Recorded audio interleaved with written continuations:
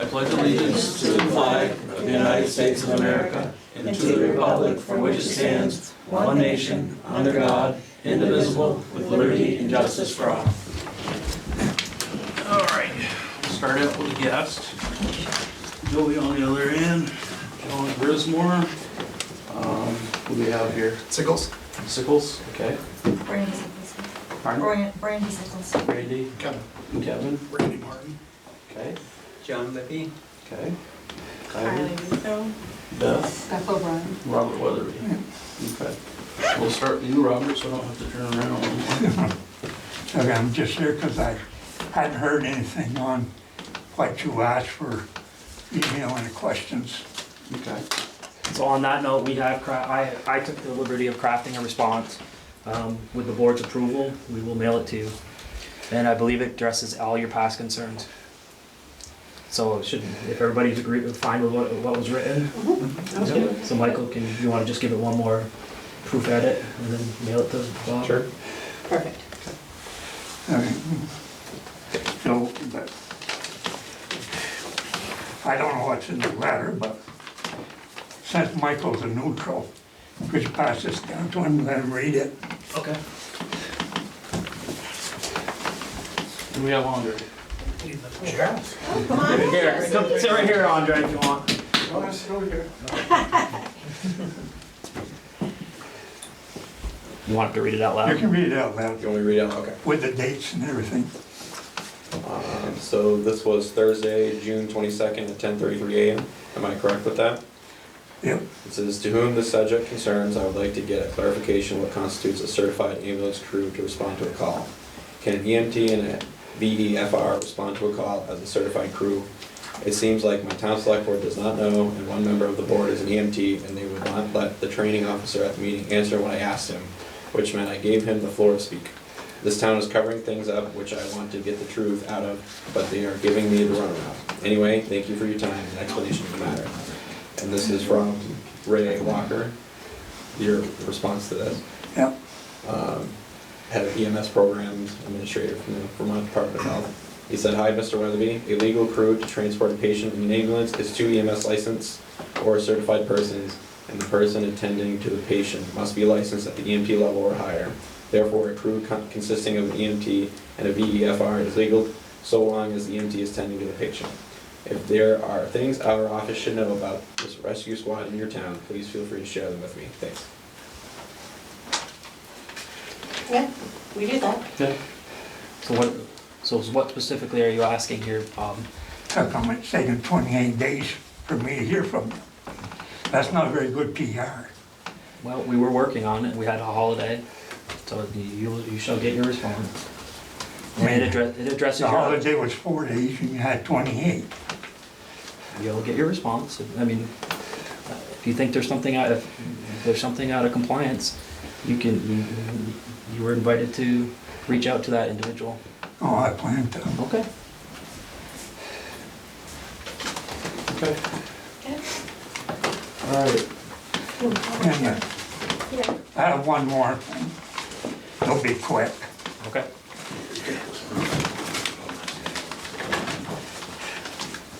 She can probably go to 6. Mrs. Paquette, Yes? you were the co-commissioner for the ambulance, right? Yes. Okay, you agreed with what they said? About what they just told you here? Yes, Yes, okay. yes. No, it is by law. I took a first aid response class, and yeah, that's exactly what they said for everybody there too. How come they And didn't? that's the state. How Yeah. come I couldn't get an answer that night? We had elected to have one person write up everything and put it into a letter. And of course, before you send anything out, everybody's going to review it. And by the time you get everybody back together to review it, and it goes out in an email to everybody, and it's all set, it's ready to go for you, we've all approved it, Okay. okay? And it's hard when you have like people going on vacations, it's Was that summertime. through a meeting, email, or Huh? was that through a meeting, emails, or Emails, we sent it through telephone? his email. Wally took it upon himself, with us asking him to do the letter and to make sure all the i's were dotted and all the t's were crossed. And then it went out to all of us to review it, and then after we reviewed it, we replied yes. And then now Michael's gonna do the final tweak to it. If there's anything, make sure there's no misspelling or anything, then it will go to you. And probably we'll get it tomorrow. Do you have the minutes of that meeting? It wasn't a meeting, it was an email. Oh, that constitutes a meeting under state law. And minutes have to be taken. We're allowed to conduct town business to address an issue. We asked him to write a letter up to send it out to us, and then that was on meeting. Alan, you could probably speak a little more to that. I mean, it wasn't a decision-making thing. There was no No. decisions being made. We were simply communicating about everything we wanted in the letter for you.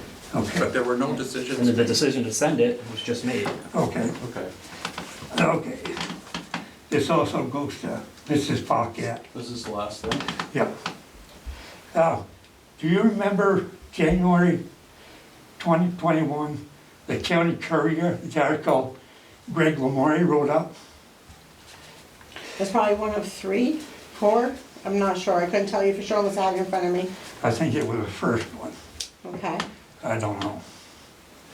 It was the Richford Town transparency question as citizens raise procedural issues. okay, And you were put down by this individual that you didn't get the fire door fixed fast enough. I don't recall that one. To be honest, I don't read anything that they write, so you can let me know about who it was that put me down, I'm not sure. Well, he didn't like it because it took you over a week to get the door fixed and Right. he fixed it. Because he didn't want the fireman to manually open and close that because it slowed down the response of emergency. Okay, so what, your purpose in bringing this up 3 years later, 2 years? It's both fire department and ambulance, slowing down response to a call. Okay, It actually didn't slow down response to a call because you walk up the bay anyway and there's always somebody there grabbing it. They're either grabbing a remote that they have, but not everybody has a remote. You open the door and you This walk is when into the the door garage. didn't open. And you No, the didn't door get opened. it, The and door you never didn't get got it opened. fixed. I'm back in January 21. Hey, you'll have to bring me the article at a meeting so I can read it. Then it goes on and says, I feel that the select board needs to take a step back and put yourself in the shoes of the people that serve and pay taxes. I think somebody better step back again and see. okay, your opinion's noted. Okay. And I think Mr. Lamore should do a follow-up on this. Okay, See what it says about the situation now. all right, moving on. Thank you. First of all, I want to thank you all. I think you do a great job, and I know that you all have full-time jobs other places, and this is, you're serving your community, volunteering, and I want to thank you for that. And I think that we are now living in a world, not just in Richford, but in our society, where we all have to work together to overcome some of the things that we are dealing with. And I'm concerned, as I'm sure several of you are, by some of the drug activity, not just in our town, but in Franklin County and probably the whole United States, but I'm more familiar with Franklin County, Vermont, and the crime that's happening, that's associated with it. And I know that we have a 40-hour contract with Franklin County Sheriff, and thank God we have Andre LeBear working in this community because we're truly blessed. I don't know where we would be without him. But a 40-hour contract with what we're facing, I'm worried that it's not enough. And I realize that you have a budget to contend with. I understand that you are all trying to balance many things. The budget, the needs, the crime, and I don't have the answers, but I wondered about supplementing some of the legal coverage that Franklin County Sheriff provides, maybe with a private security firm, because I know for a fact that I've called 911 before and nobody's responded. I know of other people that have called. I've called and tried to get people to take a report, and they'll say, call the Franklin County Sheriff, and Franklin County Sheriff will say to me, no disrespect intended, we're not on duty right now, it should be the state police who's covering, and the state police will say, so it'll go back and forth and back and forth, and I'm a principal of the school, and that happens to me, and I know it happens to private citizens as well. Andre always covers the best he can. He's one person. We think he's superhuman, but he's not. And he will follow up with things that other people didn't follow up with later. So I just came with a suggestion. I don't even know if you can do that, supplement with private security. What I think is that a lot of the criminal activity that happens in town are between the people. They're mad at each other and things are happening, or they're stealing to supplement a habit. Mm-hmm. Most of them, I think, are very good people who are doing some bad things. And I think if there was more eyes on the situation, I wonder if it would improve the situation. So that's one thing I have. Another thing I'm concerned about is the image of this community, because it's not just Richford. I had a very scary event happen to me on the Longley Bridge Road in Montgomery. Andre can tell you I reported to him. I didn't call 911 because I knew nobody would come. I was on my own. We're on our own up here. And I'm concerned because the community of Richford takes a bad rap when it's happening in every other community in this county. And I feel like we need to take some steps to improve our image. I do think we're in a better place than we are 10 years ago. I think we're in a better place than we were 2 years ago. I think the board's doing a good job. I think that, Michael, you're doing a great job, but we need to work together. I'm concerned about the abandoned vehicles on Main Street. I feel that there's 2 vehicles that haven't moved in a month, and I feel they need to be gone. I feel there should be no residential parking on Main or Troy. I feel that we need to, where there's no parking signs, I know Andre is doing this, but on Troy Street, there's no parking signs, and it's an accident waiting to happen. Cars, somebody's gonna get killed there. So I'm concerned about that. And thirdly, I'm concerned about some of the conditions of properties that continue to make us look bad in this community. Like people who allow mattresses to lay on their front lawn. Like I've gone to people and say, could you pick up the mattress? I've actually gone to somebody and say, I'll pay for it, can you pick up that mattress? It's really bothering me. And by the time the person got there, it was gone.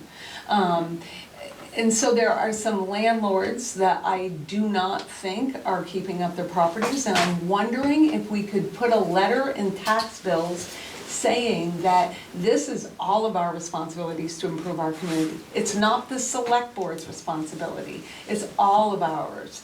And maybe we could say, you need to keep your properties up, you need to wash the siding, you need to pick the garbage up that your tenants put out, or the electronics, or the mattresses in their front lawn. And I don't know if it would help, but we could ask. And we could also say we're going to be a little tougher enforcing zoning laws. I probably have more I could say, but those are the 3 things I wanted to address. Thank you for listening to me. Thank you. I'm gonna piggyback off of Beth a little bit. So I invited Sheriff Grismore here just because we have had a huge uptick in crime. A lot of this is centering around the playground facility that the town owns. There's a day camp that's being operated down there, but we've had lots of reports of vandalism, drugs. Now it's flooded, so they've actually moved the day camp. I take phone call after phone call, 4-wheelers I believe that's what Ms. Sickles is here for. And nothing is being done, and it's just extremely frustrating. But the thing that bothers me the most, and I like Beth, I love our community, but when people are doing drugs while there's a day camp going on in that parking lot, and nothing is being done about it, I really struggle with that, because my kids grow up here, and I want them to feel safe, and I want those kids to feel safe, and they don't, so. Hoping to increase hours, put some ideas on the table of something that we can do here. So anyways, I've asked Sheriff Grismore here to see what we can do about that, because I do believe there's money in the budget from coverage that wasn't able to be had in the prior months, but we have some extra money in the budget, maybe some increase in hours, but at nighttime too, not just in the morning. And Andre, you do a wonderful job. We're always talking, and he's stopping in and seeing what's happening around the community, so I really thank you for that. But we can't have everything reliant on Andre LeBeer. I Right. mean, we're in better place than a lot of places, but you know, I believe this about school. You catch it low to prevent it high. So you let the little things go, and then it builds and builds and builds into big things. And I think that our society is like that right now. And we've got to get back to catching it low, like the parking, to prevent it higher. So, let me respond. So, thank you for those things. I would like to, anyone else want to piggyback off this conversation before Sheriff Grismore speaks? Well, I can come back to things. I don't want to lose the topics that have been brought up, but if they're the same, go ahead. It's similar. Sure. I mean, Yeah, it's, you know, it's the running lawnmowers without mufflers, revving. It's the wheelies 20 times up and down Intervale Ave, you know. down to the playground. They're going down into the playground, you know, trespassing on our property, other properties. We've had theft, I've had, you know, a BB gun shot at me on my own property. Something has to be done. I mean, how long do we have to deal with all the noise and the cars trying to make as much of a smoke show and tracks on the street, you know, right in front of our house? I mean, It's the same thing that Beth said. I mean, I called the Vermont State Police, it's Franklin County Sheriff, I usually start with the sheriff. And then I get bounced over to the police. The Vermont State Police tell me I have to collect all the information and I collected that information. I have pictures, I have Hours and hours. videos, I have everything. I called the state police again. I said, I want to file complaints. it's every day. And it's every day. I have the vehicles, I have make, model, everything. And nothing, I hear nothing back from state police. You know, Franklin County Sheriff, definitely a better response. I would like to have more hours with the sheriff if that is possible. Well, we understand that, you know, they can't chase HTPs, but We these know are where running lawnmowers. Yeah, you know where they live. Yeah, they're right across the They're street. right across the street. It's like, there's that driveway, and we have their address, they're right there. And we We've never actually get anything heard back. from the state, oh, that's Richford for you. Yes. Well, yeah, so I get it, and I get that these are, everybody feels the same challenges. I can't comment on what the state police does or doesn't do. That's outside of my area of control, unfortunately. But we certainly can address the issues that you have. You know, we talked the other day about changing some hours and things like that, and a lot of issues came up that I haven't heard.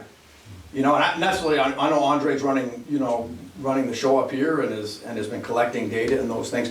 But from an administrative standpoint, when I hear things at these meetings for the first time, I can't do anything about history. I can only look at things in the future, right? So those things are very helpful, and let us know what those challenges are. Let us know what, you know, give us the good reports, give us the information, and we can do something about it. I have given, You haven't contacted me. I've contacted Franklin County Sheriff's Department and Andre. Yep, well, I'll make sure that you have my number, my office number, I've yep, sent and my texts, email. 'cause I have Yep. videos. So reach out to that me I sent directly. To you Yep, directly. to me directly, absolutely, yeah, Okay. absolutely.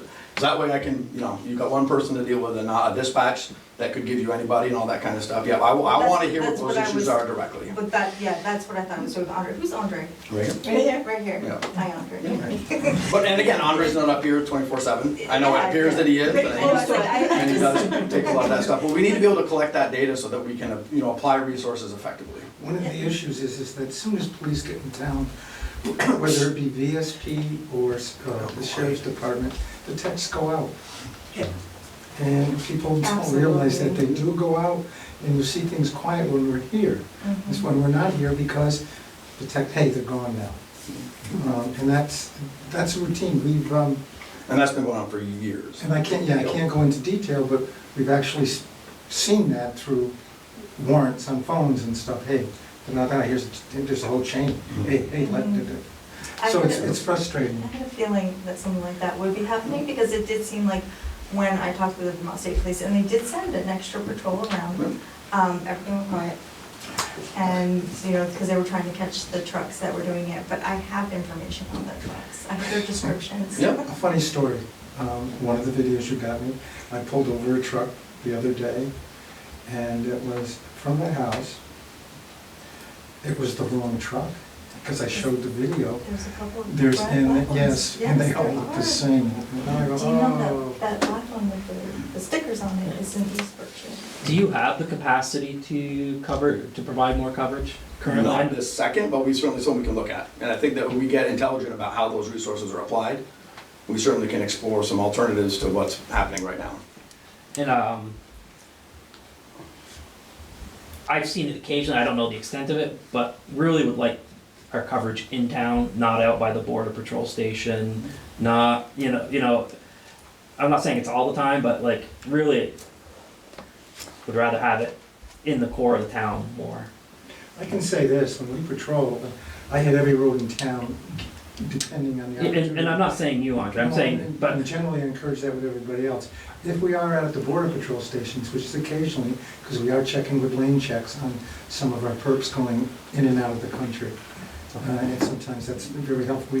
They can give us information that we don't have access to through their federal system. And I get that the system must be frustrating for you as well to make a major arrest and then have half of them or more back on the street by the evening. I mean, that's got to be so self-defeating. I mean, but is there more that can? I mean, is there other parties that need to get involved to make it a little more impactful? You're talking about a very, very large challenge that this entire state is facing, right? So the comments about the state police, I can tell you that they're really short-staffed and they're struggling to keep up with call volumes as well. And, you know, we back them up from time to time. I've responded to a call in Georgia today to help them out because they were, you know, having some coverage challenges. And that's just the state of the state that we're in right now, is that staffing in law enforcement is horrible. And there's a million reasons, and we could stay here all night and talk about all the causal factors to why that is. But the reality of it is that what I would like is when these issues, you know, let's not wait for select board meetings to have these come up. Please let me know what those issues are. They're not too small, you know, that any issues that you have that are related to quality of life or related to, you know, things like speeding or the bigger crimes, let us know, because then we can get intelligent about how we apply those resources, and we can be more effective in how we apply those resources. We have recently, we've made no bones about it, that we're towing vehicles. We towed 3 in one day, and that's time consuming.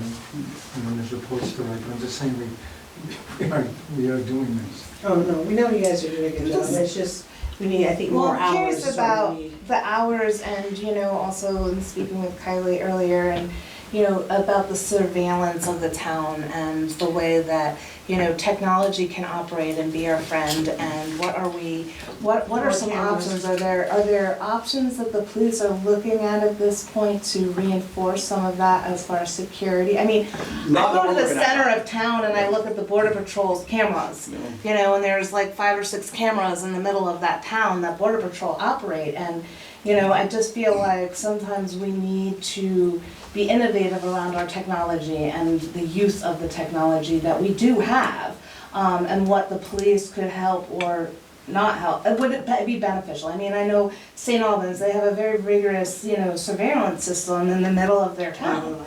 you know, and I don't know if it's helpful, I don't know what the, you know, outcome of that being able to, you know, subdue some of the criminal activity, but I'm just curious from, you know, your professional opinion, if surveillance video footage would be, at least the Parks, playgrounds. yeah, in the areas where we're finding the problems specifically, and what would the sheriff's department, police department kind of look at when they're having access to video footage? 'Cause Right, so, yeah, any deterrent's effective. The problem with cameras is that if they're not monitored, they become ineffective, right? Because people it'll change behavior for a small period of time. People will see the camera and think, okay, I'm not gonna do my drug dealing under the camera, right? But if they realize that there's nobody watching them, and there's no fallout, there's no investigations, there's no outcome from having the cameras up, you know, they kind of lose their power. They're also incredibly expensive. They're very difficult to manage. I mean, I know, you know, you all have cameras, and they do provide some value. When it comes to things, one of the things we get is challenges like, oh, I saw the white truck doing the burnout. Well, we need plates. We need to identify an operator. You can't just write a ticket based on a vehicle, right? We have to be able to identify an operator to write the ticket to. So those are some of the challenges that even with the best cameras, it's still incredibly difficult to definitively identify who the operator is. So those are some challenges that we have with cameras. And a war story, a couple of years ago, there was somebody doing donuts all the time on Main Street. And the cameras caught him down on the intersection there on the other side of the bridge on Providence and River, etc. Was able to identify the truck, wrote up a bunch of tickets, but they're all dismissed because I couldn't prove who the operator Who the driver was. You know, so it was, and that took a lot of effort to locate the vehicle and stuff. And So the trial's gonna take information, but even with a license plate, it may with not the license anywhere. plate, we can talk to somebody. If you're willing to give an affidavit and write up an affidavit, then we can write them a ticket. And then that means you'd have to go to court and testify on that. And then I'll be right up front with you, given who we're talking about, the ramifications of retaliation is a real thing. And it's frustrating. It's very frustrating. Well, it's frustrating for yourself to do something. So the answer really is we've really got to get back to grassroots law enforcement. Being visible, being up here, being proactive. You know, cameras, after the fact stuff is I mean, things have already happened by then, right? So it's really leveraging, and that's what Kylie talked about, is can we identify some additional resources to put more people up here? And then we can get creative about scheduling and when we'd be most effective and things like that. So hire an outside security firm would be fine? They can't enforce the laws, though. But they could call They could police. deter, they could call and report, sure. They could video, Sure. they could be Yeah. A presence. a presence. I wonder, should we contact our representatives and senators? Because you guys do all this work, and you have done, I mean, there was one day this spring, or 1 week this spring, I saw a major drug bust in East Berkshire.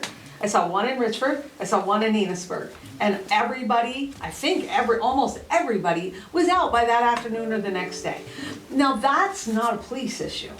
I Correct. mean, and some of these people who are committing these crimes are the people that were arrested. Yep. So I mean, you can't fix that, but could our representatives fix it? Absolutely, they can apply the pressure, you know, I mean, it's, right, there's three prongs in that, right? The police, there's state's attorneys, and then judges, right? State's attorneys have to bring the charges forward and then, you know, negotiate what's the best outcome of that, and then judges have to decide, are they held, are they not held, and that kind of thing, yep. So maybe we should contact our representatives. Yep. None of that would hurt. We have a lot of vehicles in town that don't even have a number plate. I see that at night, they ride up and down, and the blue house is right next to the Catholic church. That's the house across the street And from me. the kids that are riding at night, these lawnmowers without mufflers and mower decks, Same on three-wheelers.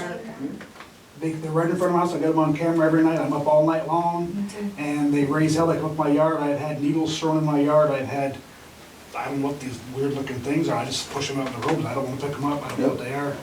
Those drug related. And I keep adding more cameras, but we shouldn't have to live like that.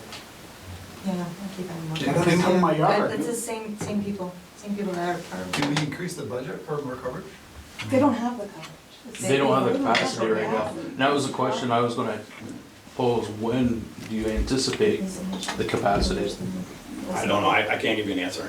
It takes us about a year to hire somebody.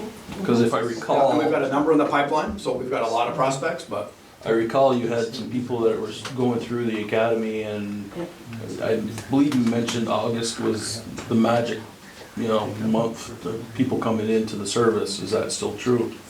that doesn't make sense to me. Our last meeting, I believe something was said Just talking that, about people graduating from Yeah. the police. Yeah, maybe the normal cycles of the academy, but they run only a couple classes. For level 2, they only run a couple a year. Yeah. And for level 3, it's only a couple a year. Yeah. Yeah. It's a long process, and again, the bigger issue is nobody wants to be police anymore. And there's a million reasons for that.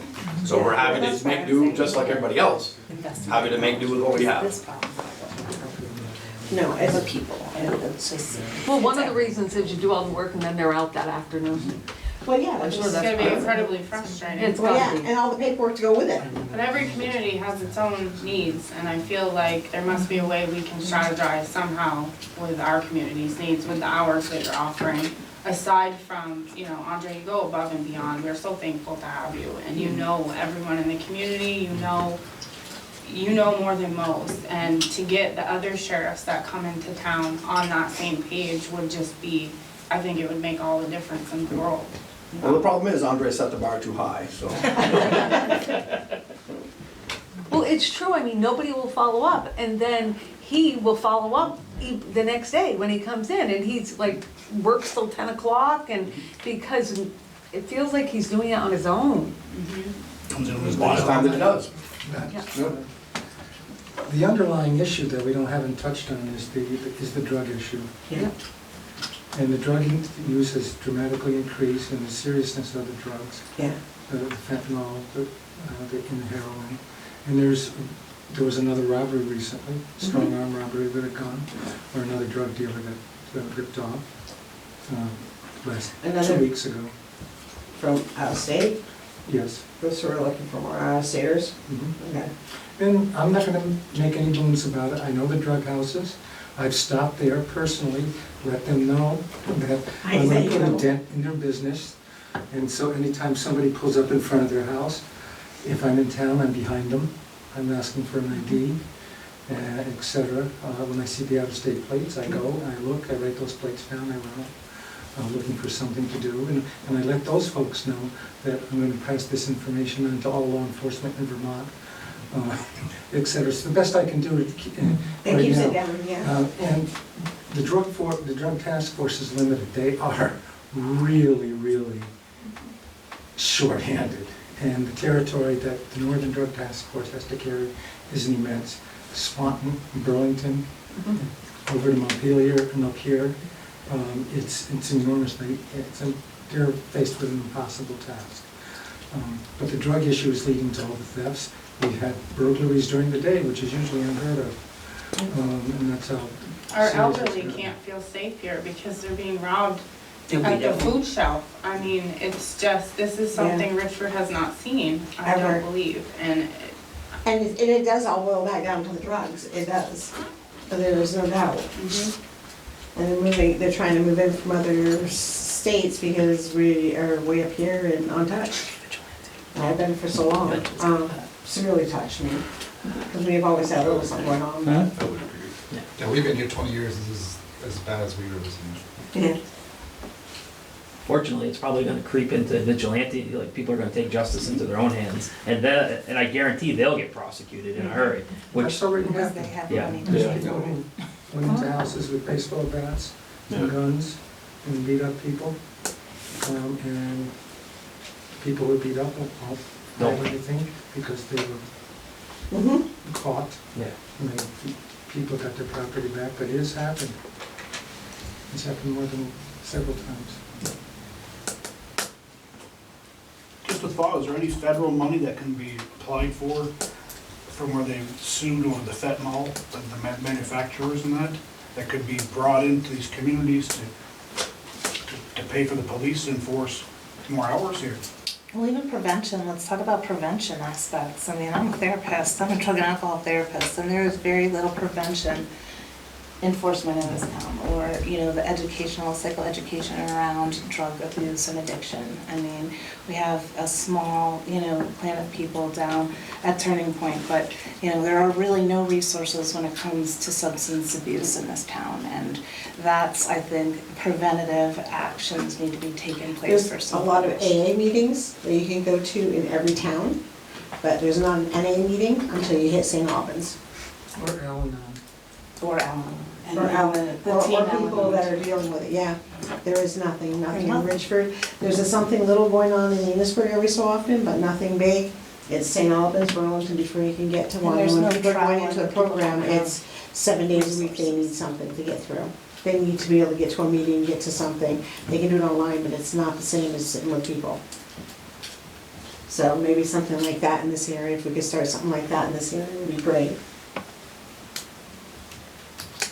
And personally, I think the Narcan bags everywhere is just ridiculous. All that's doing is promoting people to do it, so you can do it on Narcan when you come back. Yep. I don't think there should be any in our public libraries, it shouldn't be in the schools, the only place it should be is in the ambulance and the hospitals, done. And that way it can be reported. Well, how, I guess to move the conversation forward, who does, can you let us know when you have, or what you have for additional coverage that you can So provide? why don't we do this? Why don't we get a good list of the hotspots? What are the major issues that we're dealing with? Right now, there's 1,000 of them. Let's try to condense those down to some really key areas. Let's work to try to develop the intelligence on where those areas are. Then let us take a look at what that list looks like and think about the times of day that are most important for this community. And then let us go back in and see what we have for resources and how we can move things around to be more strategic before we start thinking about getting the checkbooks out and all of those kinds of things. We have limited resources, but we'll certainly manage those to the best of our ability to get folks up here to address these issues.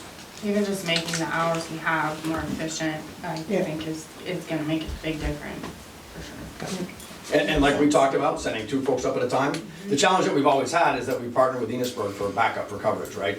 So we've always tried to schedule things together. Matter of fact, the schedule that's sent out is always Enosburg and Richford together because we need to have that backup. It's not how it used to be. We didn't really need to do that because there were more police resources in the area, but now they're not, you know, so that's from an officer safety's perspective, that's what we have to do. But if we want to try to put a couple people up here and, again, thinking about where those hotspots are. Yep. It's out, yeah. And send those issues. Again, there's no issue that's too small. If it affects your quality of life, it's something that we're concerned with as well. So make sure that we have a good mechanism for receiving those concerns that you have. I can't comment on, well, I can comment, but I don't know the details about if you've lodged a complaint with the state and they haven't responded. I don't know where those go, but if they're ever mine, I want a phone call directly. If you never get follow-up from one of my folks, I'd like to know about it immediately. And if it's something that we're not following up with, I want to be able to have the opportunity to address that with my folks. Let me just run by something really quick to give you an idea of what happens when something does happen. There was an incident Friday afternoon, I know a few of you were there, where somebody got severely beaten and the person was armed with a knife. So I immediately responded. I had no backup. And typically when you go to a domestic, we wait to a backup. I responded. Rescue was the first one to respond.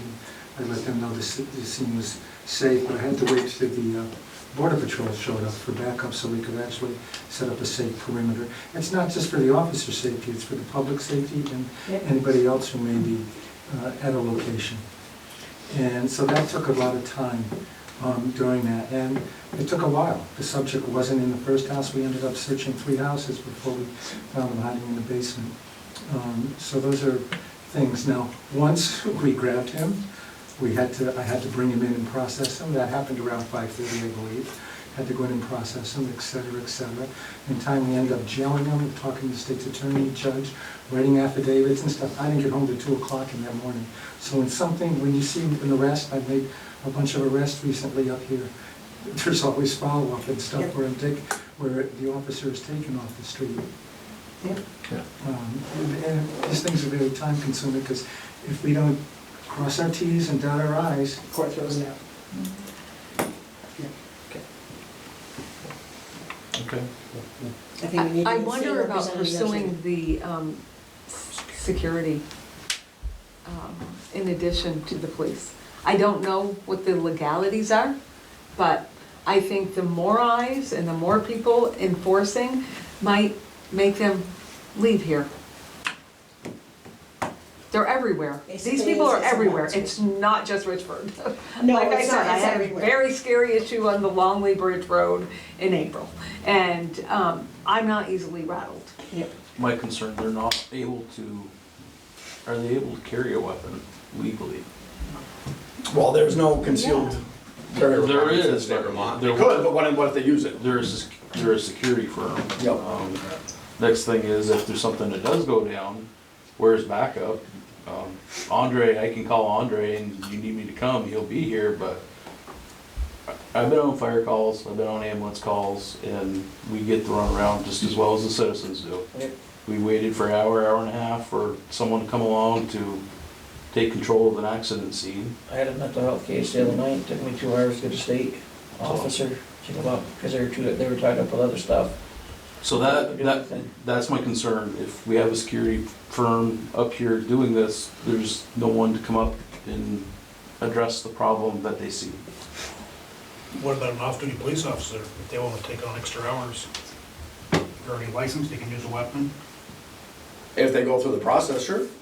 Yep. so a private security firm might be better to go that route. Well, they'd have to be vetted by an agency, so they'd have to work for me. Is there one of your Yeah. officers or Yeah. a state I trooper? mean, we wouldn't subcontract with a security company, I'll tell you that. We would make them deputies. I mean, Yeah. one of your off-duty deputies that wants some extra I think the- hours. Yeah, so it's, again, the resources are, I don't really have people that are just looking for a lot of overtime because we're right out straight as it is, Well, and you right? have to So- remember, sir, that the Border Patrol already contracts with a lot of other police agencies. A lot of times when you see Chittenden County or Orleans, they're not here supporting the Franklin County Sheriff. So those guys are getting extra hours through other means, so that Right. they're, I think it's a good suggestion, but I think the benefits are probably gonna be limited in the sense And you that, run into some liability issues, right? So if you bring in a private firm and they yeah. get hurt or they hurt somebody, then, yeah, I think there's a lot of challenges with that, but other too, I mean, you think about a citizens advocacy group. You know what I mean? There's like, you get back to the neighborhood watch programs. Is there some benefit in doing that, where it's not necessarily like a security outfit that you're hiring, but are there members of the community that wanna step up and be, you know, better trained, better equipped at identifying issues and then capturing the data and sending it, you know? I mean, neighborhood watch programs have historically had a lot of success if the citizens are motivated and are willing to take on that responsibility.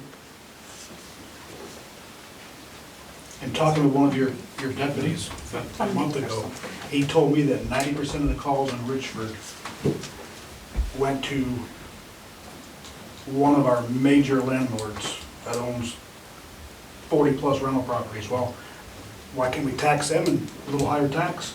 Since they're causing this whole town to be in uproar because they don't vet their client, their tenants, and anything else. And they're the ones that have all the junk around their properties and junk cars and mattresses and. That's an issue for the town to decide on, that's not a law enforcement thing. But it is something we need to address. They're all related. Yep.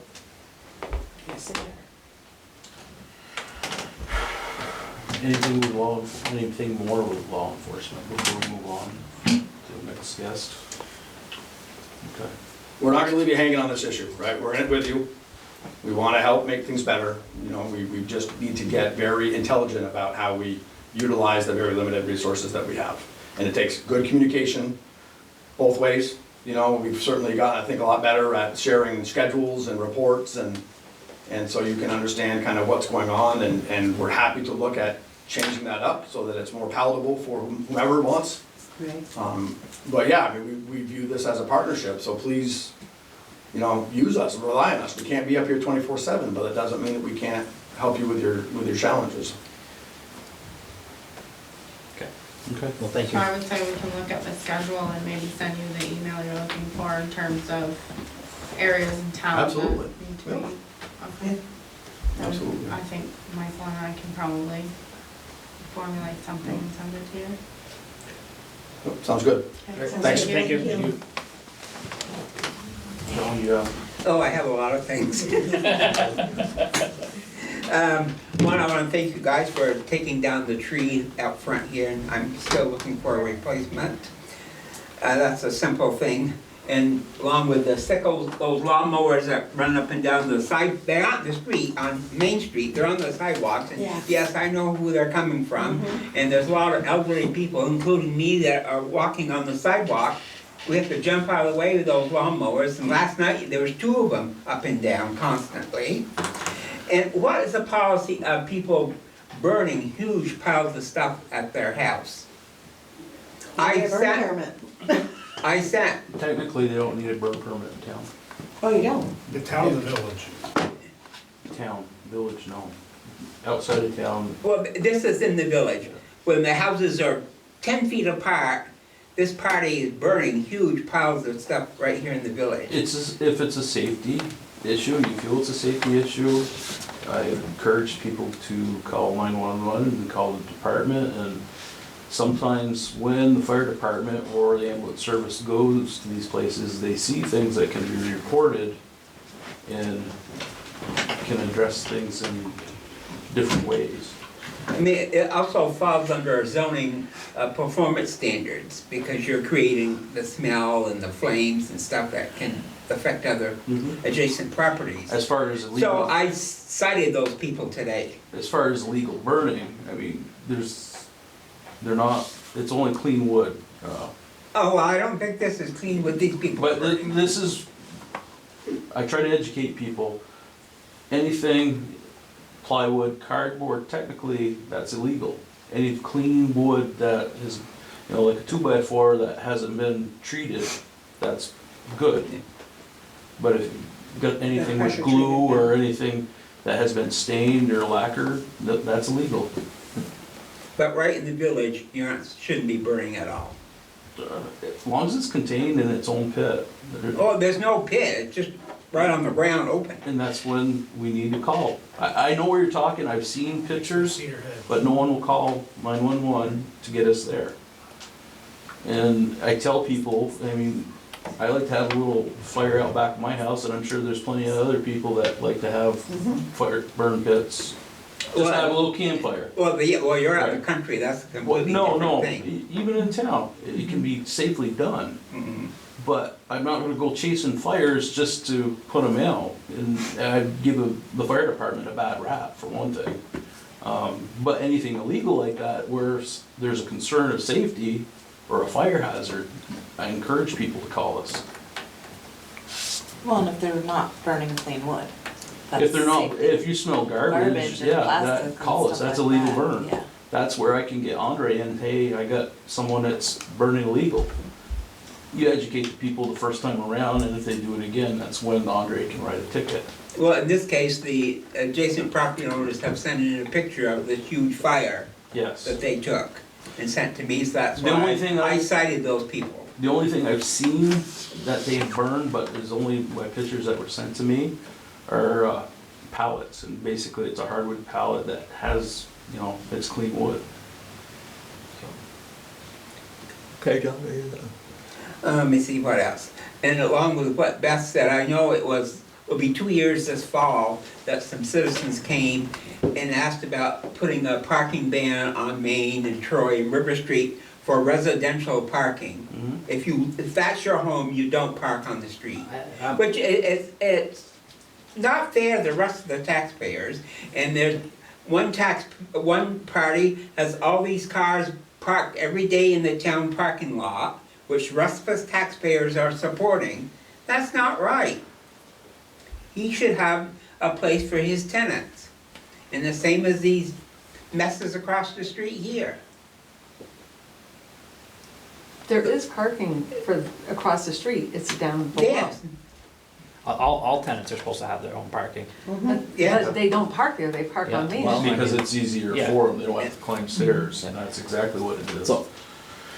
But you could put an ordinance in, no residential parking on the street. It's done in other places. Okay. Well, I'm actually working on the winter parking ban, so I can, and I'm typing the whole thing, so I can consider that as I review it and modify it. Oh, yeah, remember, we gotta do it the right way. One more thing. Remember I talked about this building should be kept immaculate and painted and cleaned right up? And the porch still got a big pile of salt on out there, eating away at the cement from last winter, which Yeah, has we're never having a been cleaned conversation out. about that. And I mentioned that the bottom of the pillars need to be painted. Well, it's already too late. If you take a look, close look, there's all kinds of rot on those. Yeah, it's been too Already. late for like 2 years now. Yeah, I mean, it's like being penny wise and pound foolish. Mhm. Those should be kept. It wasn't that many years ago, the bottom of those all were replaced. And they should have been kept sealed right up and painted, so they wouldn't have rotted all to pieces so quick again. The problem with that is the budget ended up going to other places for the last couple of years. Well, it wouldn't cost much money to have your maintenance man go out there with a little paintbrush. Okay.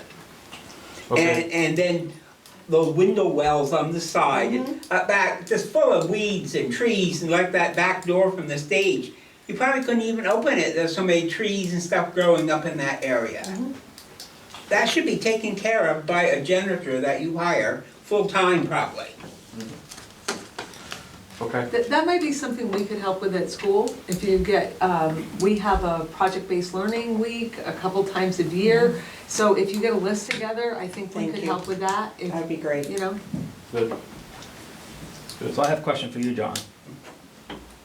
Gilmet Road, the Bridge property. No, don't mention it. No, I'm gonna mention it Yeah. because.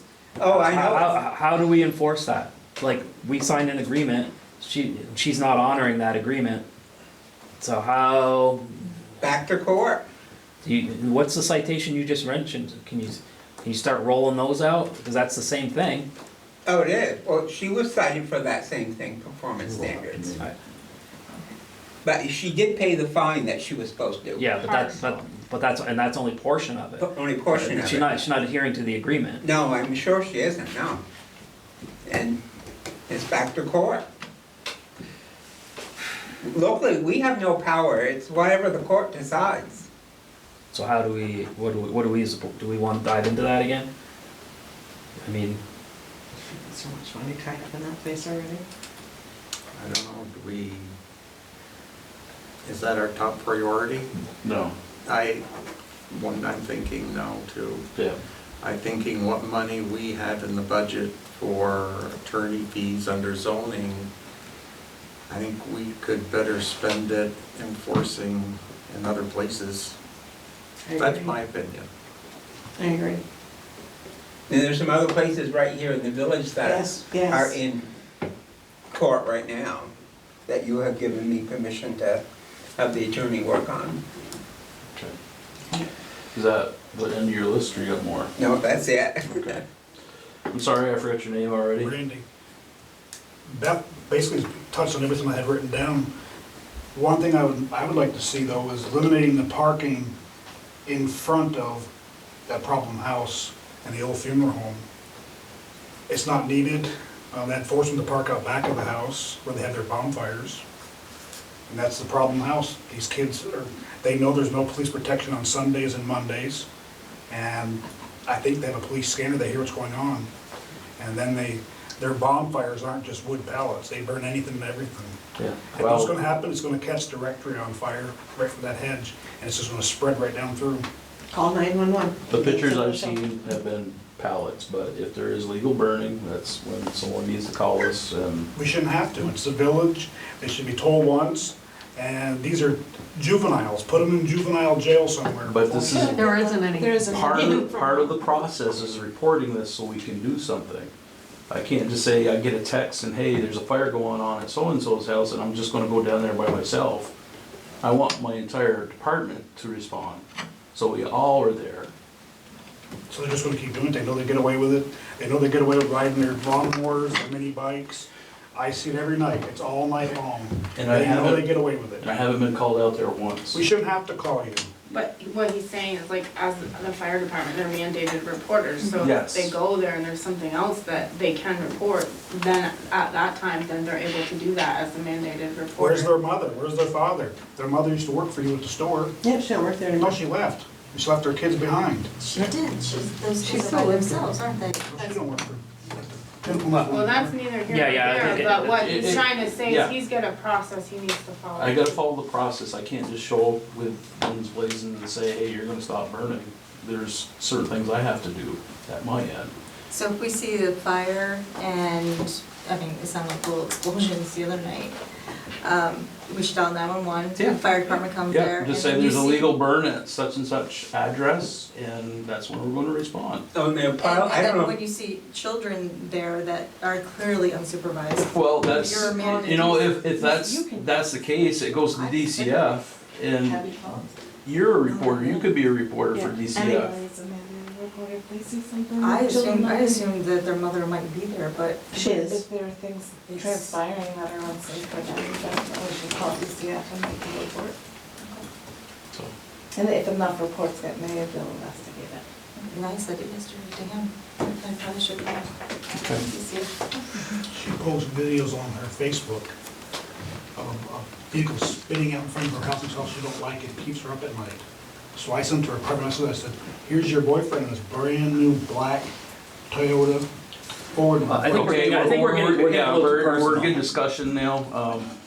Do you have anything, more topics you wanna hit upon? I can see we're getting nowhere, so it's Okay. wasting my breath.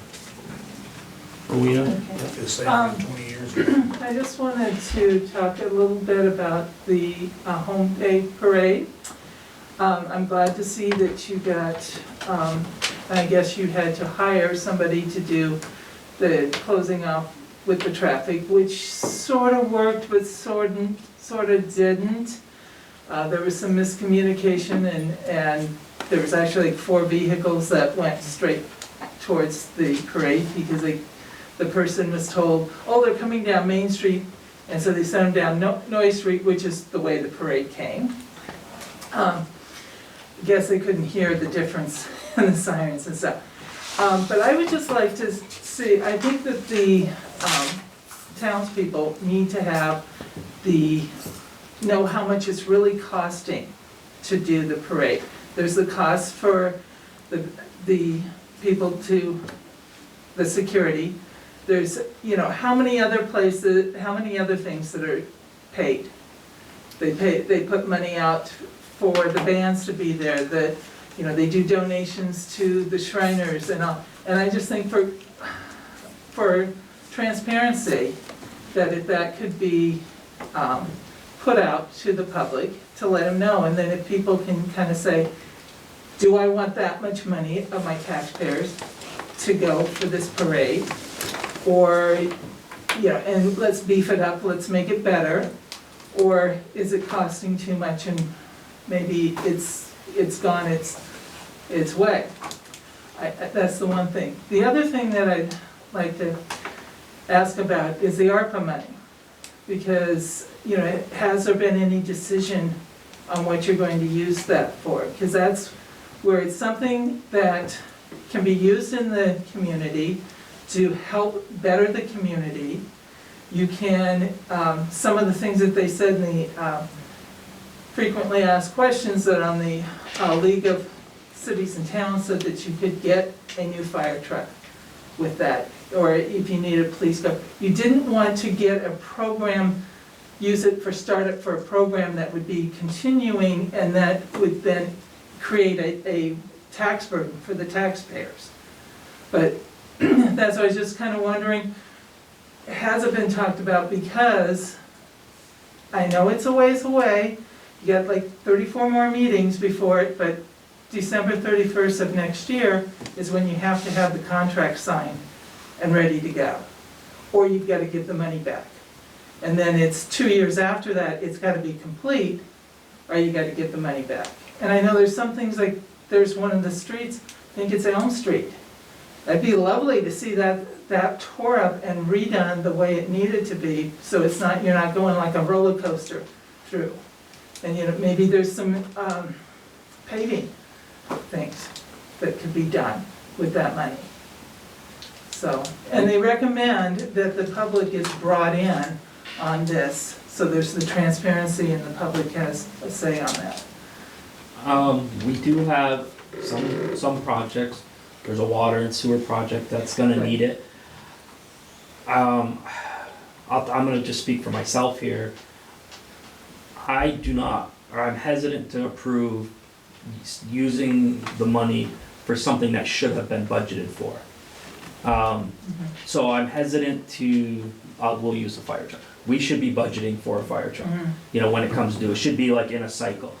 I wanna see it personally used for something, you know, I know it can be used for infrastructure, you know, some sort of improvement, not something that we should have been budgeting for all along. So that's what I'm looking for in a project to spend the ARPA money on. So that's just how I feel about it. But we do have some that's spoken for, I believe a little bit has been spent in the past. But I don't think we have it all. We don't have it all committed. Just the sign up front was the Yes, that only was the thing only that's been thing. approved, Yeah. and that Yeah. was for the community. Yeah. So that's my personal, I'm not speaking for the board on that. Are there any plans to have public meetings so the public can be informed as to what your plans are and how you're helping them out? There hasn't been any discussion at this point, no. No. Something to consider.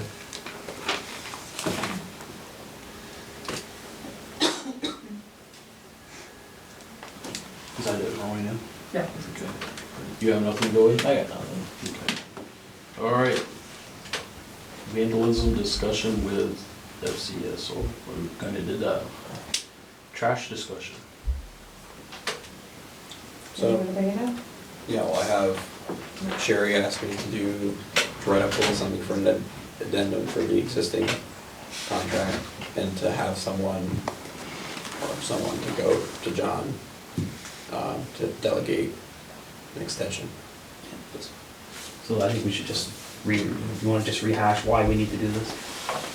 The old contract is done, and we wanna extend this to the point until we can get set up to put out for bids and have it in the newspapers and have it all out there so people Well, can I put think it bids was in. left with, you didn't really know what you were doing with the trash service, Yeah, and Tim exactly. Green resigned, and he was handling that project, so right now we're just operating without, Yep. a Anything. format, yeah, without anything, and so an extension until that's figured out and settled. And that's what this is for. Is John willing to continue without a contract? Well, so I think that was what the intention of bringing that up tonight was, since Tim Green left, he was overseeing trash, and there isn't really another member that's doing that at this point. So I made a suggestion to Sherry, to just maybe delegate someone from the board, and maybe we can have, a meeting with John to see if he is willing to continue the service. I mean, if he hasn't said anything and he's willing to continue without a contract, So that do we was, need to do one? that was one of the things brought up with our auditors. We should have a contract. We should have a contract and extend this one to the time that we would either put it out for bid or we come up with another solution for garbage.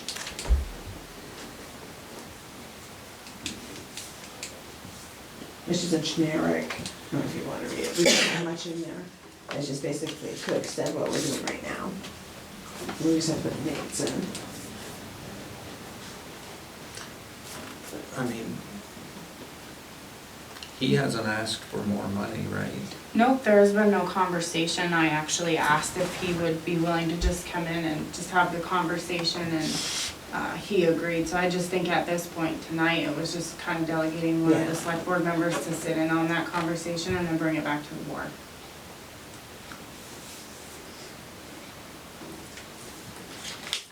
Thoughts on it? No? Yeah, I'll do it. Is it just, Well, I mean, I'm not saying, I'm just asking what your general thoughts on the process. I'm not saying I'm delegating you, I mean, but if you're interested. Interested. if, you know, cost-wise, we're doing okay, right? Mm-hmm. At $88 a quarter for a single-family home, we're Yes. financially Yes. covering what we're having to pay for it. So long as, you know, having that conversation with John, just to make sure everything is being met on his side, and just having that select board member there. Is that something you're interested in doing? Have that conversation with John? I'll do it if nobody else wants to. do it. Been there, done that. I know, no, John's a great person to work with, I'm out of the garbage business. So what, I guess, I'll make a motion for Alan to, I'll second it. meet with John, this initial discussion, but I think the broader discussion is, what are we doing going forward? I think, if we are, if anything is going to be done with it, that's a big if at this point. I think the first thing is the charter change, to give the board the control, the authority to make any changes if they feel any are Exactly. needed. So we're hoping this will get us through to that? Yeah, I think that's the idea, we just need to operate Okay. with something. We just need to have something on paper. All right, so there's a motion on the table and I a second second. All those in favor? Aye. Any If you opposed? think anything that needs to be changed, just, Hear none, motion That's passed. just the first rough draft, so. Okay, approval of 6:19 select board meeting minutes and 6:22 special meeting minutes. I'll make the motion to approve them. The only conversation I would have is, having been a part of the parade and speaking with a couple of the security folks that we had, we need to, I don't know if we need to or they need to have more ability to talk amongst each other during the parade. They didn't have walkie-talkies and cell service was spotty. So I think we need to make sure that's a piece of the pie next year, the puzzle. I think, just if I can make a suggestion to you, Rowena, I think that's a great idea, putting that out to the community. I think this year, there was a last ditch effort to form a parade committee. I think if we were to form one, a good way to seek that out would be maybe someone writing something up for the town report.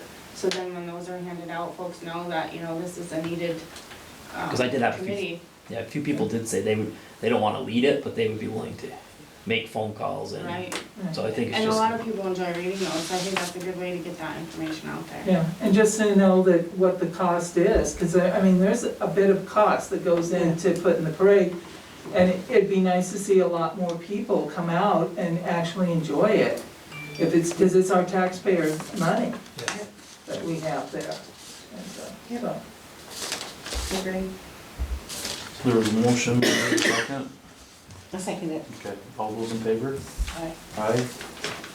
Opposed? Hearing none, motion passed. Or not motion, meeting minutes have passed. Approved. There. All good. That was hard. It's been a long meeting. You gotta go back It's from only been an hour. vacation. Yeah. Update from town administrator. So I got a couple things. John gave me something that I don't think you mentioned. There was a couple people I needed to turn up that had extensions on the term. I gotta find it. That'd be Robert McAllister and Jane LaRivera. So I'm gonna pass that. That's what John gave me. I'm gonna pass that around for everyone to see. They have agreed to serve and continue serving on the Development Review Board. Oh, it was Robert and who else? Jane Lawyer. Jane. Yeah. I'll make a motion. I'll second it. All those in favor?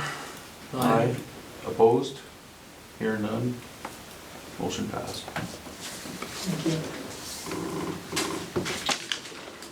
Back to my notes.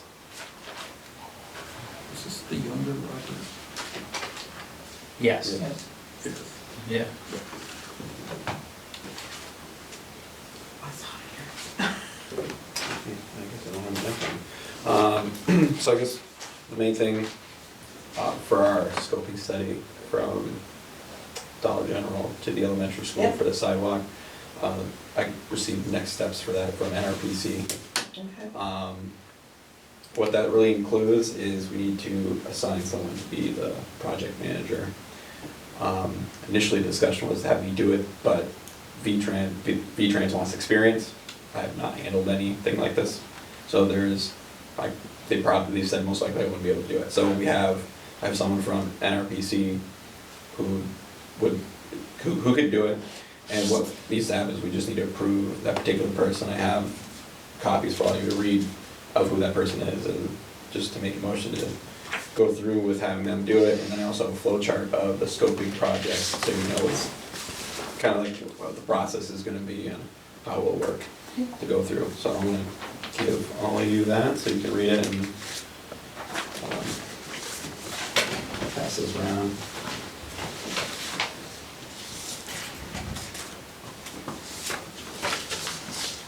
And this includes part of our streetscape on the intersection of Noy Street and up by Dollar General, so it's gonna include the municipal planning grant that was used last year for the streetscape study.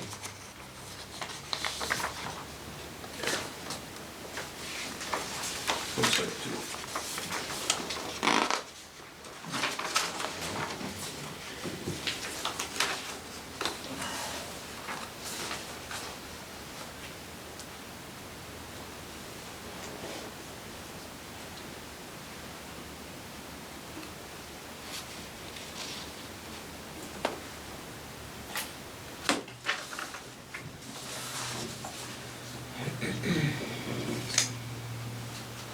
Will this $5,000 cover the entire scoping study? That's what I think NRPC believes is what they'll require for right now. Okay.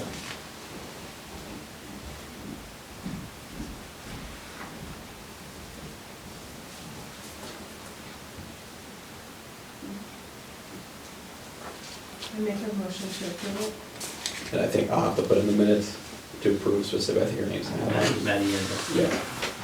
And I do have, I didn't bring it because I didn't think it was completely necessary, I do have her resume for this project and the questionnaire. I know it says that in there, but I figured it's coming from NRPC, like they wouldn't, Right, they wouldn't they put someone up yeah. that couldn't do it. Yeah. Right. So I didn't feel the need to bring it, just to print out more paper, but if you wanna see it, I'm more than happy to give it to you. I make a motion for, Yando? Yeah, I'll second. All those in favor? Aye. Aye. Any opposed? Hearing none, motion passed. Who was the second on that? Was it- Wallage, oh, Sherry. Sherry Wally, Wally Sherry. One of us.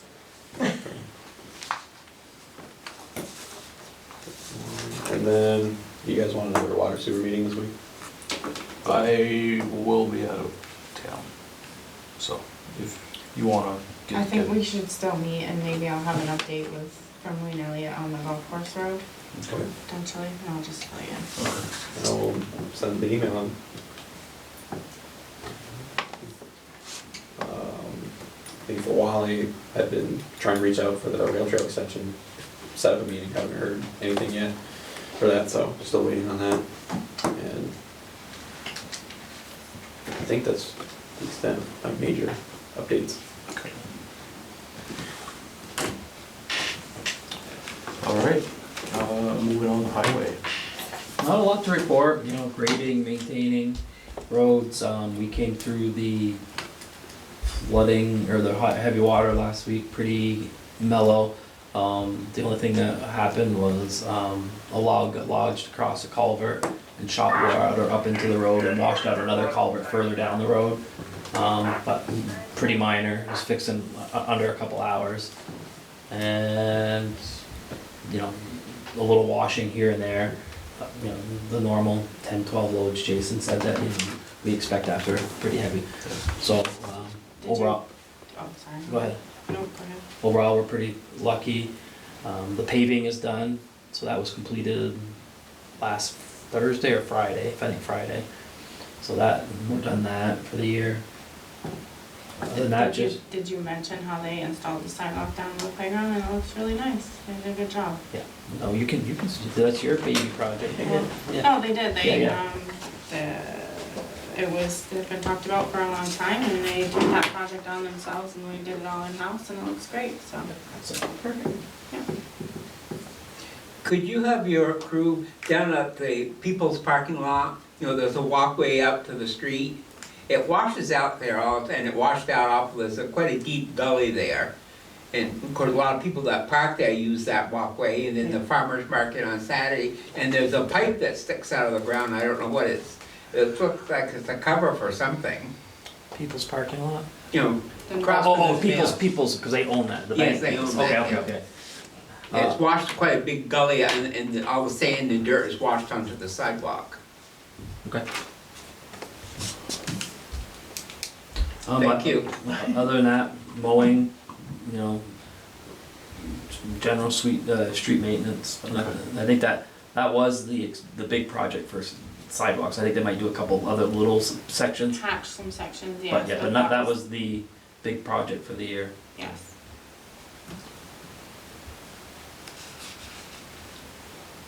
Good, Wally? Yeah. Okay.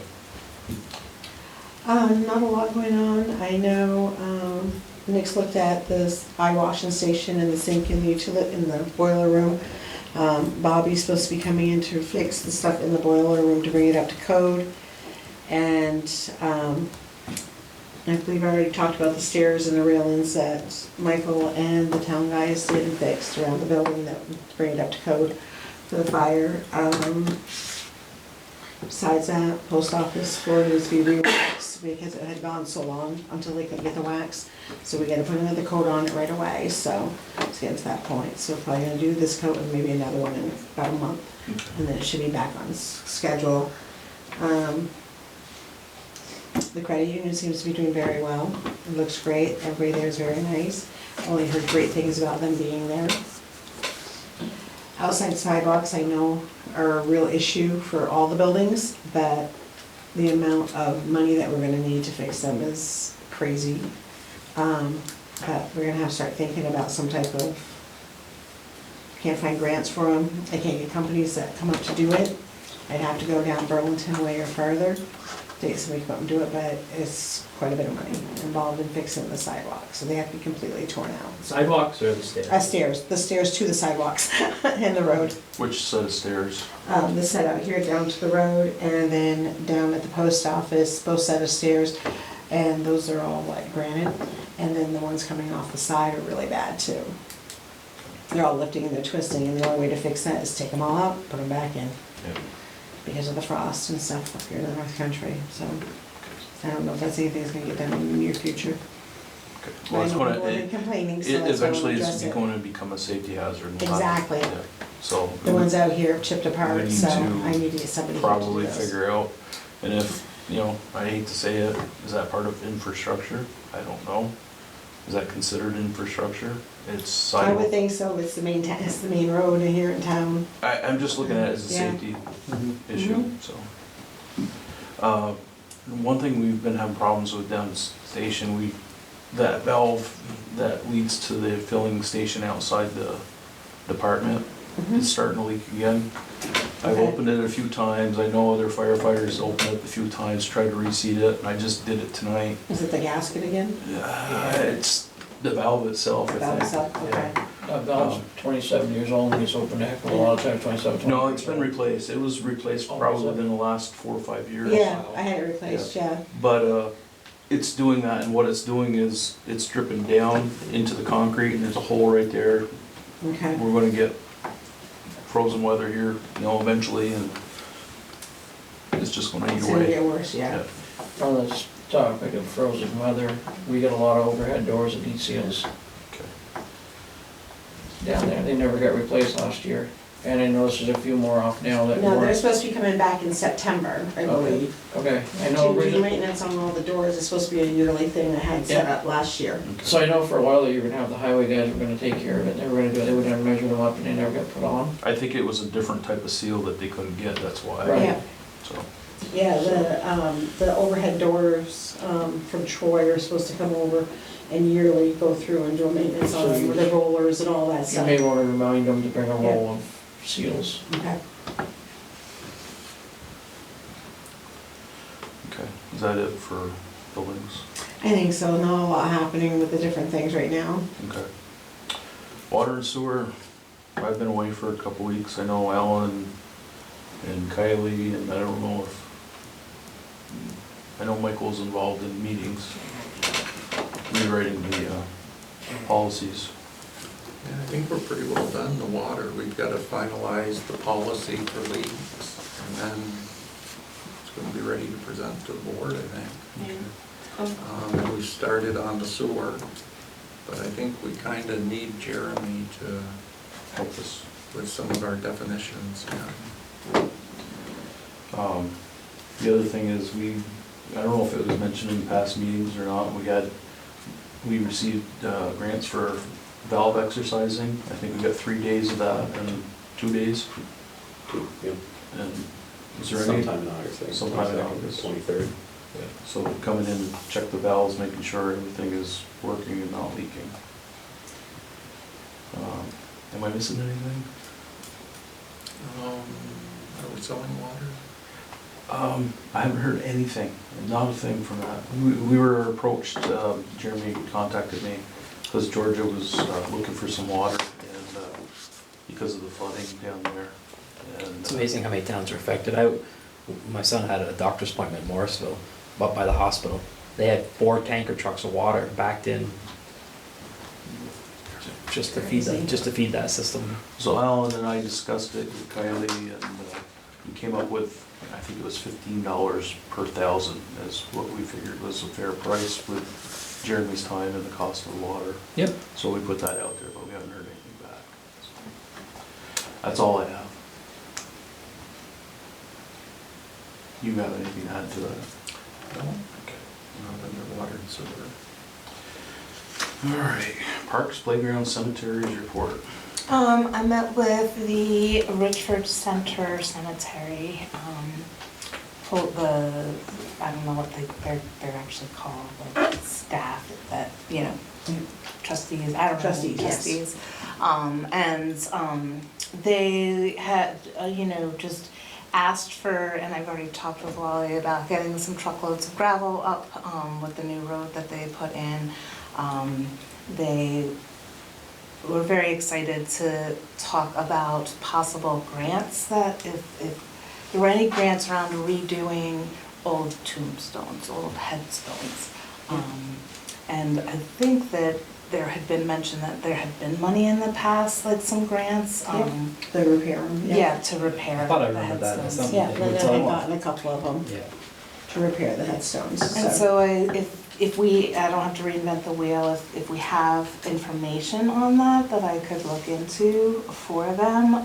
They did also state that they would possibly have somebody to help write the grant if that was something that would hinder us, moving forward with possibly getting a grant, not just for their cemetery, but for, but it sounded like they wanted to take on more of the cemeteries and having the stones repaired in several of the cemeteries, not just the one that they kind of oversee. So I told them that I'd be looking into that for them, and then getting with Wally and the highway department to, help them put in. They have been doing a lot of excavating up there because they had a piece of land donated again that is in conjunction with their cemetery. And so they're, excavating it out and clearing it, and they're putting in a new road that goes all the way around the cemetery. The other thing that they really brought up was wanting information, and I don't know if this is something that the town can provide or if it needs to come from the state, about green burials in the state.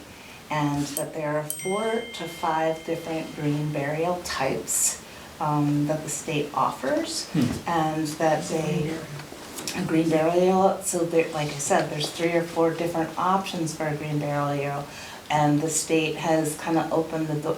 So one of the ones that they're very hesitant about accepting is that you are laid on top of the ground with no cement casing or anything, and you're wrapped up and dirt is piled over top of you. Basically, you're composted.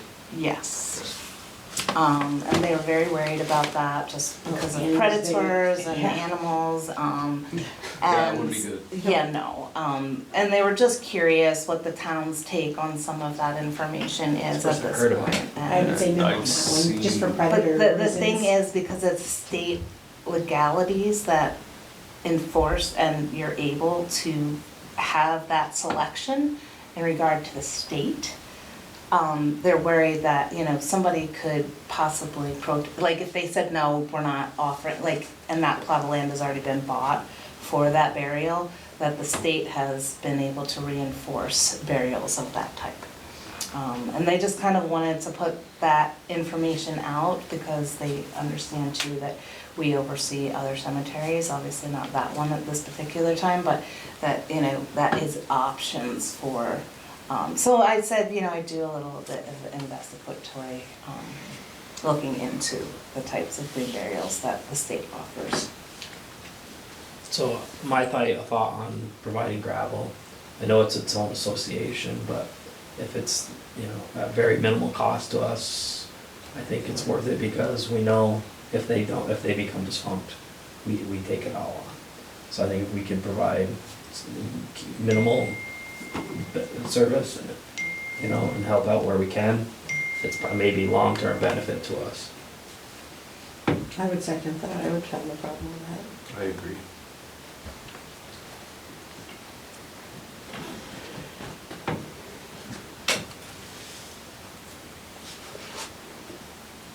And then there's a question I have, just, I was approached by someone on the zoning board around some of the equipment at the playgrounds, being some safety concerns around a swing, possibly their child got, like, or grandchild got locked in the one swing that. Down here at the Davis Yeah, Park. and- We've had that, and we've actually been called out on fire to get the kid out, and the last time we went down there, the kid that was in it shouldn't have been in it because the kid was oversized for. Well, this kid was not, and Okay. they, if it hadn't been that, the type of person, that person would have probably panicked and did become a little escalated because they could not get the child out, so I guess I'm just asking where we go from, when there's problematic equipment or safety concerns around equipment, what is our due diligence about taking that down? Well, I think we need to identify the swing and see what the issue is at hand, if it's something that can be fixed or not, if it can't be fixed. So who would do something like that, I guess is the question. So ordinarily, like, from past experience, if we have a problem with any equipment, we usually ask the Mr. Highway Foreman to check it out. I was gonna say that, but I didn't wanna go there. Yeah, and just see, you know, what his opinion or thoughts are. They're very mechanical, so, that's where I would Do we know start. which one? Yeah, that's, is It's the, I don't know, I went down and looked at it, but. it the one down in Davis Park? Yeah, yeah, there and only it's like one? the, well, and it's like the child, it's like the one The that young you. child. Like a basket one? Yeah, that you lock the kid in. It could be something just as simple as oil. It could be, but, I you was know, saying this has that been a couple of complaints, I It's guess. not too old unless bigger kids been playing on it and caused Right. the That's issue. actually the one park that I have not had any complaints on, other than our kayak shack was broken into, but that was taken care of. And has that been fixed, must be, I'm assuming? Thomas fixed the latch on it, so it's just a matter of keeping an eye on it, potentially putting a camera in down there. Yeah. I've had lots of requests for a camera down there. Yes, I think we should have a camera down there, I agree with you. And that was like when the ice skating rink was there. Yeah. Other than that, I haven't had any complaints about that. So that was one of the things I was gonna talk to Michael about getting the company for the cameras to come in and meet with us, right? Yes. Yeah. Is that something you can get hold of, Michael, so they can come and meet, see what kind of solutions they have? Because that might help also, even though I personally don't think the cameras should be down on a screen down at the fire department in this middle room. I think they should be up here where people are actually working all the time, you know what I mean? Right, so people can see it. So that people can see it, even if we put it in the hallway, people could see it, you know, people coming in now, they know what's going on. Or in the main town clerk office, just put it up on the wall, a big screen with a couple, multiple I screens. think it was put down there originally, I don't know if it was internet or. Maybe, but we It's got the because the tallest building in connection town, right, connection but we put point. it outside. So well, the thing is, those cameras are, I do remember your Line dad of talking sight. about it, line of sight, Line you of have to, and that was the only place that it would hit, all the cameras would hit to transmit. So did they go So to you the can, third floor? so there is a, Or the attic? there is a way, because your dad can look at them remotely. Yeah. There's a way that you could do it here with the Put it on the internet. computer here. I do have We some. do have it on the computer, it's just like secondary, so Yeah. if there's like I a think- pause and, anyway, I made the suggestion to Sherry to have him come out here, sit down, just kind of go over the schematics and how options? everything is all set up, because none of us were here when that was installed, it was a different board. different cameras, it was How that long ago. And it was a while ago, technology has changed a lot since Yeah. then, so. And we've got a third floor, they can easily access the bell tower, they can Yeah. easily access the third floor here.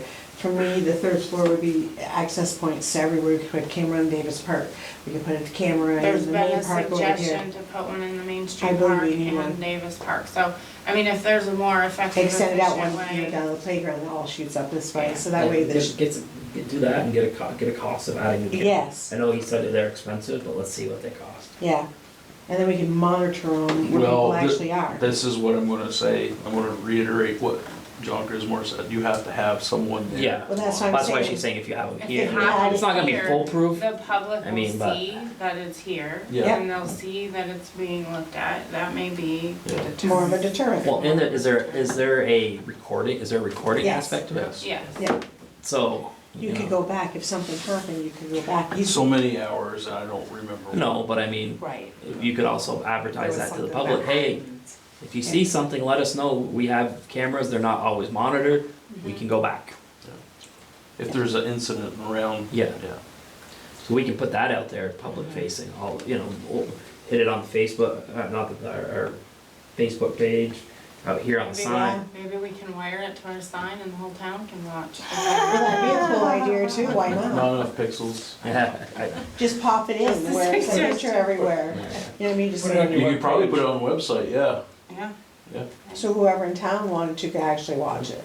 Well, That would be fun. That would cause some issue, husbands, boyfriends, girlfriends, whoever, you know. That's a whole new can of worms, you yeah, know. that would probably, there might be some legal, I don't know, maybe not, but. But like say you shoot one off, you know, down Troy Street, you shoot one up South Main, you shoot one at the park, you shoot one at the other park. You I shoot think one up it's a Troy good time. Street, you know, down Troy Street, whatever, is, you get the main Yeah. area that's the problem and get them on camera and they know people are watching because they're gonna be in here where people are actually gonna be here. I mean, it's great you guys have them down there, but if you're not in your office, how do you know what's going on? They're not even in my office. It's Oh, they're out in the middle, aren't They're they? out in the, yeah. It's all recorded on the supply room. If you don't mind, Sherry, have them come, Yeah, I mean, so can you call them and we'll set up an appointment, just let me know and I'll be here? Forgot to mention, it's kind of going back to your buildings. Yes, I just have not gotten in contact with the locksmith.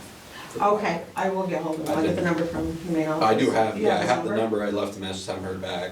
I'm gonna try the email that's on their website. Okay, that sounds good, yeah, This perfect. one, I forgot about that. That was the locksmith for the library for, the door. The door is an older door, so it's thicker. So just getting a regular door handle doesn't work. So we need to get one that you can actually unlock from the outside with like a pin or something or a special key. So that way if something happens in there, somebody can get in. Those ones that we put at the fire station, the combos, those are wider. Those Are they the deeper. wider ones? They're the ones that fit in our station. The other regular ones will not fit in our station. Yeah, but those, the pin pad, I hate to have somebody pee their pants because they can't get in. The pin pad forgot the code. But you can leave it unlocked and locked when you go in. Okay. Just something to think All the things about. that- Yeah, okay. Okay, that's it for, okay, other business. Well, maybe just something for the rest of you guys to think about. And listening to Beth and the other folks.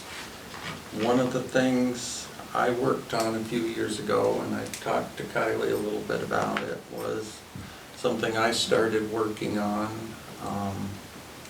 but I dropped it because the select board just wasn't interested in pursuing it, was a special tax on landlords.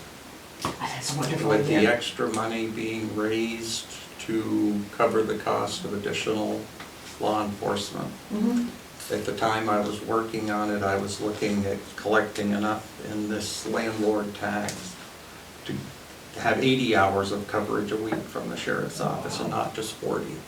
And not raise the tax rate. The landlord tax would cover it. and that's legal to do?